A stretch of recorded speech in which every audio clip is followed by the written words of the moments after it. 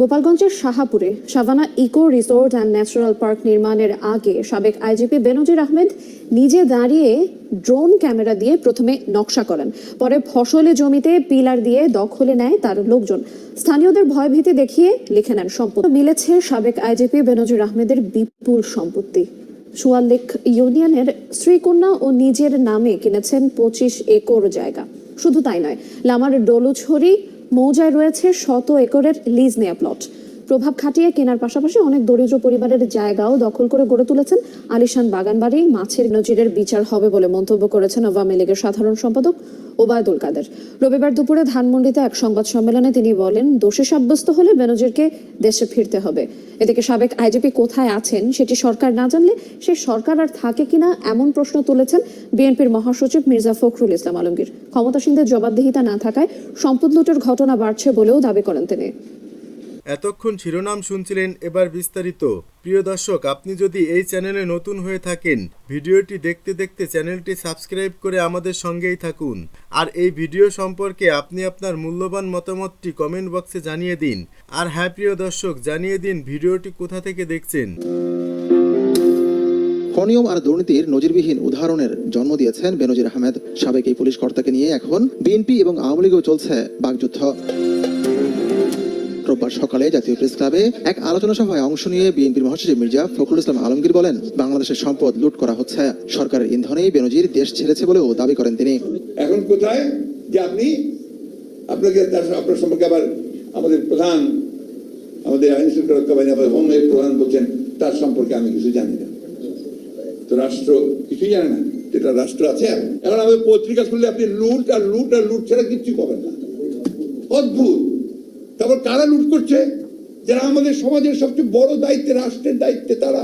অবশ্য মির্জা ফখরুলের এমন দাবি উড়িয়ে দিয়েছেন আওয়ামী লীগ সাধারণ সম্পাদক। দুপুরে ধানমন্ডিতে সংবাদ সম্মেলনে ওবায়দুল কাদের বলেন, এদেশে অর্থ পাচারের সংস্কৃতি শুরুই করে বিএনপি। বেনজিরের বিচার হবে, এর কোনো ব্যত্যয় হবে না বলেও সাফ জানান আওয়ামী লীগ সাধারণ সম্পাদক। আজকে বড় বড় কথা বলেন ফখরুল সাহেবরা, বিএনপি আমলে কি একটা দুর্নীতির কেস তারা নিজেদের দলের লোকলে ধরেছেন?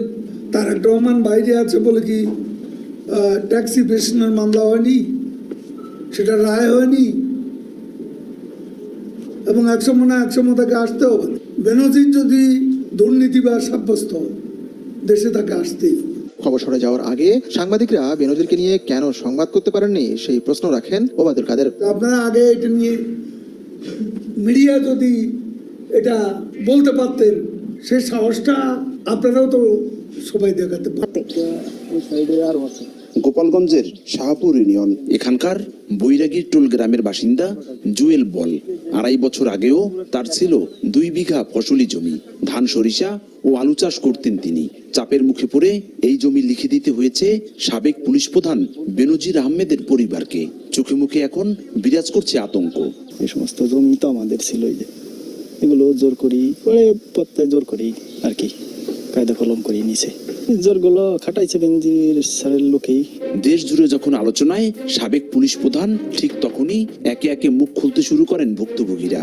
তাদের অভিযোগ, প্রথমে বেনজির আহমেদ পুলিশ ও লোকজন নিয়ে দাঁড়িয়ে থেকে প্রথমে আকাশে ড্রোন উড়িয়ে দেখেন, পরে পিলার দিয়ে দখলে নেন জমি। লিখে না দিলে শুরু হয় অত্যাচার আর নির্যাতন।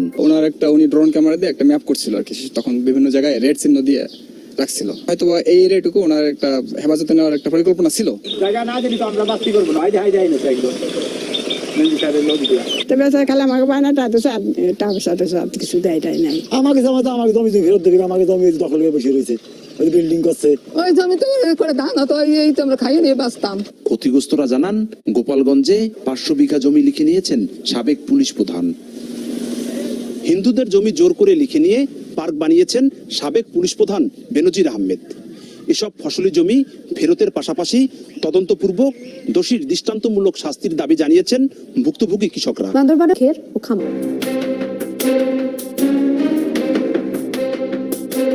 সমতল থেকে পাহাড় সবখানেই মিলছে সাবেক আইজিপি বেনজির আহমেদের বিপুল সম্পদের খোঁজ। এবার বান্দরবানের সুয়ালক ইউনিয়নের মাছের পাড়া এলাকায় স্ত্রী জিশান মির্জা, মেয়ে ফারহিন রিশতা ও নিজের নামে মিলেছে 25 একর জায়গা। শুধু তাই নয়, লামার সর ইউনিয়নের ডলুছড়ি মৌজায় বেনজিরের নামে রয়েছে 25 একরের আরো 4টি প্লট। স্থায়ী বাসিন্দা ছাড়া পার্বত্য এলাকায় জমি কেনার বিধান না থাকলেও শুধু নোটারি পাবলিকের মাধ্যমেই ক্রয় করেছেন বিশালে জায়গা। রেজিস্ট্রি না করায় প্রশাসনের কাছে নেই কোনো তথ্য। এসব জায়গা দেখাশোনার দায়িত্ব দিয়েছেন স্থানীয় এক আওয়ামী লীগ নেতাকে। সেখানে গড়ে তুলেছেন মাছের ঘের, গরুর খামার সহ আলিশান বাগান বাড়ি। শুধু তাই নয়, কাগজে কলমে 25 একর জায়গা কিনলেও প্রভাব খাটিয়ে আশেপাশের আরো অনেকের জায়গা দখলের অভিযোগ স্থানীয়দের। কুলি বেঞ্জি নামে যারা জায়গাও কিনি, তো এখন পাড়া এরা অনেক পাড়া আছে, এখন পাড়া ঘর বাড়িও নাই। আগে 64 পরিবার ছিল স্যার, জোরপূর্বক করে নিয়েছি। 5-6 বছর আগে কিনছি না এটা। পার্বত্য এলাকায় কেনা বেনজিরের এই সম্পত্তির মূল্য কয়েক কোটি টাকা বলে জানান স্থানীয় ইউপি চেয়ারম্যান। ইঞ্জিনিয়ার আহমেদ নামে আমার 16 বোঝা একটা জায়গা আছে, উনি ইতিমধ্যে জোট পারমিট করেছেন। প্রায় অনুমানিক কয়েক কোটি টাকা সম্পদ হবে। 2016 সালে র্যাবের মহাপরিচালক থাকা অবস্থায় বান্দরবানে জায়গা কেনেন পুলিশের সাবেক মহাপরিদর্শক। মে মাসে রেমিটেন্স এসেছে $214 কোটি। রেমিটেন্স বা প্রবাসী আয়ের ওপর বড় প্রবৃদ্ধি হয়েছে। সদ্য বিদায়ী মে মাসের বৈধ পথে দেশে প্রবাসী আয় এসেছে $214 কোটি মার্কিন ডলার। গত বছরের একই সময়ে যার পরিমাণ ছিল $155 কোটি। অর্থাৎ এক বছরের ব্যবধানে প্রবাসী আয় বেড়েছে 38%। এ নিয়ে পরপর 2 মাসে দেশে প্রবাসী আয় $200 কোটি বেশি এলো। এর আগে এপ্রিলে বৈধ পথে দেশে প্রবাসী আয় এসেছিল $204 কোটি। গত 8 মে ডলারের বিনিময় মূল্য নির্ধারণের ক্রলিং পে পদ্ধতি চালু করে বাংলাদেশ ব্যাংক। এতে কেন্দ্রীয় ব্যাংক ডলারের বিপরীতে টাকার বড় ব্যবধানের অবমূল্যায়ন করে। ক্রলিং পে পদ্ধতি আওতায় ডলারের মধ্যবর্তী একটি দাম নির্ধারণ করে ব্যাংকগুলোকে এই দরের আশপাশে স্বাধীনভাবে লেনদেন করতে বলা হয়। মধ্যবর্তী এই দর নির্ধারণ করা হয়েছে 117 টাকায়। এর আগে ব্যাংক খাতে প্রতি ডলারে বেঁধে দেওয়ার দাম ছিল 110 টাকা। ক্রলিং পে পদ্ধতি চালুর পর 1 লাফে প্রতি ডলারের দাম 7 টাকা বেড়ে যায়। বৈধ পথে ডলারের ভালো দাম পাওয়ায় প্রবাসীরা ব্যাংকের মাধ্যমে প্রবাসী আয় পাঠানো বাড়িয়ে দিয়েছে বলে মনে করছেন সংশ্লিষ্টরা।